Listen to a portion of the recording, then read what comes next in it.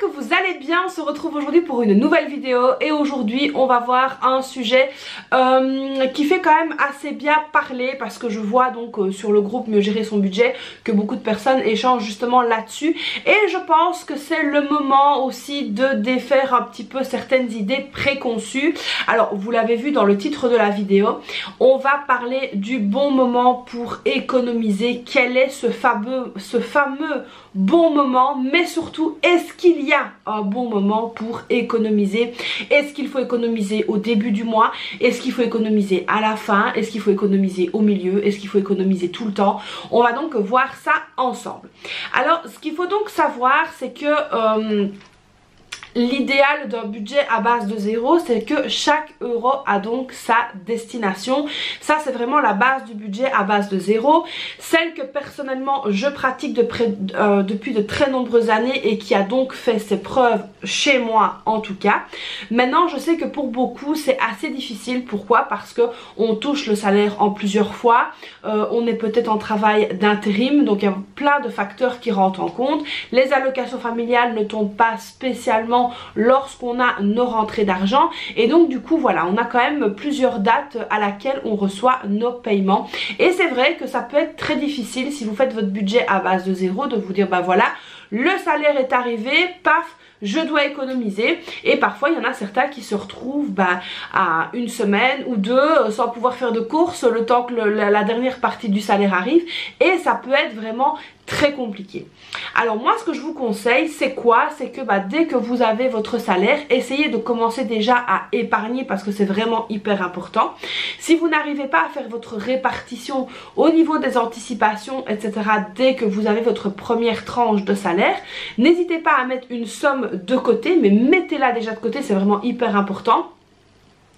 Et voilà, vous allez voir au fur et à mesure du mois que vous allez pouvoir remplir les enveloppes. Ça c'est une méthode qui est quand même plus douce. Alors moi personnellement ce que je fais c'est que début de mois j'essaye de mettre mes anticipations au niveau de mes enveloppes. Bien que honnêtement on va pas se le cacher, ça fait quand même 2-3 ans là que c'est de plus en plus compliqué et pour beaucoup de monde. Et je pense que malheureusement avec les gouvernements que nous avons ça va pas s'améliorer. Mais on essaye de faire quand même du mieux qu'on peut. Alors attention, comme je dis toujours, il n'y a pas de petites économies. Si même vous mettez 1 euro dans chaque enveloppe, c'est déjà très bien, vous pouvez déjà être fiers de vous. Donc au début du mois on va essayer de partir sur une petite base quand même d'économie, histoire de garder le cap, de mettre en épargne, histoire de garder aussi cette motivation à épargner. Alors moi personnellement donc en milieu de mois, donc même je vais dire sur le mois entier, j'ai quand même pas mal de petits défis qui m'aident à économiser. Alors que ce soit le petit défi des coloriages qu'il y a dans le support budget, donc dans le challenge économie, donc dans la partie challenge économie si vous avez pris le bouquin sur Amazon ou le challenge économie si vous l'avez pris sur le site internet en PDF, donc il y a les petits machins à colorier etc. Alors on a aussi le défi de 5 euros qui ça est vraiment très bien. On a aussi pour ceux qui le font, le défi de la monnaie etc. Donc moi je mets tout dans la même tirelire, je ne scinde pas parce que je trouve que pour moi ce n'est pas assez motivant de séparer, je préfère mettre tout ensemble. Donc il y a quand même pas mal de petits défis. Alors moi ce que j'ai mis en place sur mon compte Sumeria, je vous en reparlerai très bientôt, je l'ai programmé, ça y est enfin. J'ai l'arrondi à l'euro supérieur et ça franchement c'est quelque chose que j'adore parce qu'on ne s'en rend pas compte. Donc milieu du mois, il y a vraiment moyen, même dans le courant entier du mois, il y a moyen de continuer à faire des petites économies.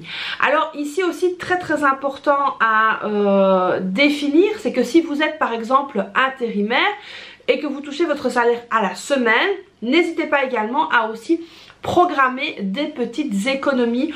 Donc même chaque fois que vous allez avoir votre salaire, n'hésitez pas à donc directement mettre de l'argent de côté. Attention, je précise bien qu'on met toujours de l'argent de côté dans un but précis. Économiser sans but, c'est aller droit dans le mur directement. À la fin du mois, qu'est-ce qui se passe? Donc s'il vous reste des sous sur votre compte bancaire, moi personnellement vous savez, j'en ai déjà parlé des tas de fois, je les transfère sur un compte dédié à ça et ça vient donc augmenter systématiquement le montant de mes épargnes. Alors je ne les retire pas spécialement en espèces pour les mettre dans des enveloppes, mais je les mets sur des enveloppes dédiées sur mes comptes bancaires. Donc soit un compte bancaire dédié, donc ça c'est le compte poubelle, si vous me suivez depuis longtemps vous savez ce que c'est. Sinon vous pouvez aussi verser ça sur des enveloppes, par exemple sur un compte comme Sumeria. Ça c'est vraiment très bien. Alors vous avez donc plusieurs sortes d'économies, ça j'en ai déjà parlé. Vous avez donc les anticipations. Les anticipations, qu'est-ce que c'est? C'est les fêtes, les anniversaires. On peut même inclure le fonds de secours dans une anticipation. Donc ça c'est vraiment très important. Ensuite vous avez tout ce qui est petits défis. Alors comme je l'ai dit juste avant, il faut vraiment, même si vous faites un défi qui peut vous paraître le plus bête possible, c'est de mettre toujours un but dans votre défi. Moi je l'ai déjà expliqué, mes défis comme par exemple celui de 5 €, ils sont dédiés aux vacances parce que chez nous sur l'année c'est vraiment le poste vacances qui prend le plus de place. Les économies également fin de mois sont donc très importantes comme je l'ai déjà expliqué. Ici même il ne vous reste que 2,23 € sur votre compte, transférez-les sur un compte épargne pour bien recommencer le mois à zéro.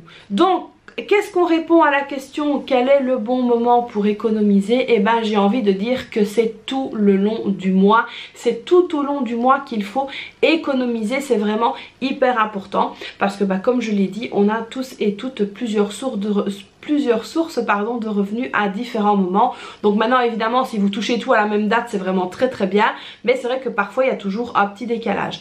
L'important évidemment, même si on fait des économies, c'est de ne pas se mettre dans les ennuis. Donc si par exemple vous avez mis toutes vos économies au début du mois et que vous allez vous retrouver une semaine où vous avez 0 sur votre compte, ce n'est pas du tout l'idéal. Donc ici essayez de diminuer peut-être la mise en économie début de mois et la décaler peut-être au milieu du mois, voire à la fin du mois, même si économiser à la fin du mois est un peu plus risqué parce que du coup on a tendance à dépenser l'argent. Ne vous mettez pas à mal pour les économies, et ça c'est vraiment un message que je voulais faire passer parce que je vois encore trop de personnes me dire tiens j'ai rempli toutes mes enveloppes début du mois mais là j'ai plus rien, catastrophe, je sais pas mettre de carburant. Donc ça il ne faut pas que ça vous arrive. Donc peut-être que si vous avez défini un objectif, avant de mettre 50 € par mois dans le fonds de secours, mettez peut-être que 20 ou 30, mettez-les comme ça vous êtes sûr de ne pas y chipoter. Alors parce que évidemment c'est mieux de mettre et de les laisser que d'aller y repiocher. Alors ça c'est pas bon. Donc c'est mieux de mettre un peu moins et d'être sûr que ça aille bien pour la semaine, faire vos courses, mettre votre carburant, etc. que d'aller y repiocher. Le but ici des économies, c'est de ne pas aller retaper dedans. Alors quand je dis cette phrase, c'est également à prendre avec des pincettes parce que parfois il se peut que dans le courant du mois vous ayez un pépin. Donc si vous mettez de l'argent dans votre fonds de secours et puis que vous avez une facture imprévue qui arrive, une régularisation de gaz, d'eau, d'électricité ou que sais-je, un médecin spécialiste à aller voir en urgence ou des frais à avancer, et vous allez peut-être vous dire tiens zut, j'ai mon fonds de secours qui est là, j'ai cette facture, qu'est-ce que je fais? Donc ne vous les mettez surtout pas à découvert, repiochez dans votre fonds de secours, ce n'est pas grave. Alors ça aussi il faut vraiment apprendre à dédramatiser parce que je vois encore trop de personnes qui s'inquiètent et qui s'angoissent du fait qu'elles ont été reprendre dans le fonds de secours ou dans une autre enveloppe. Ce n'est pas grave. Si même vous devez vider toutes vos enveloppes anticipation pour éviter de vous mettre dans les ennuis, faites-le, ce n'est pas grave. Donc ça c'est vraiment aussi hyper important. L'important dans le système de budgétisation, c'est quoi? C'est de prendre conscience qu'il faut anticiper et de pouvoir évidemment commencer à le faire. Donc même si votre épargne commence et que vous êtes à 12 € d'épargne par mois, ce n'est pas grave, c'est même très bien. Alors je sais que maintenant en 2025 c'est de plus en plus compliqué pour beaucoup de foyers. C'est vraiment voilà, pour certains c'est vraiment survivre et non plus vivre. Donc chaque petit euro qui peut être mis de côté est un grand pas je trouve, et vous pouvez être fiers de vous et vous féliciter. Donc voilà, j'espère que j'ai répondu à votre question qui était donc de quand économiser, parce que c'est vrai que quand je vois des vidéos budget etc, on dit toujours il faut économiser début du mois, il faut commencer par là, il faut se payer en premier. C'est tout à fait vrai, mais il faut le prendre avec des pincettes parce qu'il y a certaines situations qu'on n'a pas dont on n'est pas maître, et donc il faut vraiment essayer de faire au mieux. Donc voilà, j'espère que cette nouvelle vidéo vous aura plu, vous aura aussi peut-être rassuré, parce que je vois qu'il y a quand même pas mal de personnes qui sont un peu angoissées, stressées, etc. Vous ne devez pas subir votre budget ou subir le fait d'essayer d'épargner. Ça doit être quelque chose qui va vous motiver à avancer. Donc j'espère que cette vidéo vous aura plu.